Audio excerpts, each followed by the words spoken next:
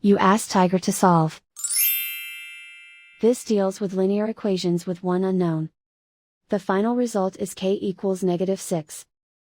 Let's solve it step by step. Simplify the expression. Expand the parentheses. Simplify the arithmetic. Multiply the coefficients. Group like terms. Simplify the arithmetic.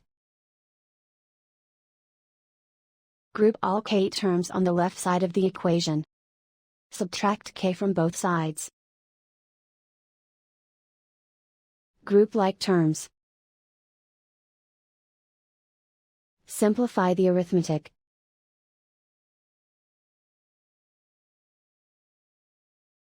Group all constants on the right side of the equation. Subtract 18 from both sides. Simplify the arithmetic.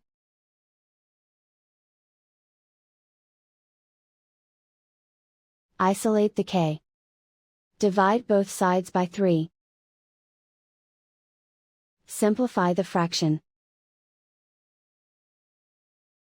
Find the greatest common factor of the numerator and denominator. Factor out and cancel the greatest common factor.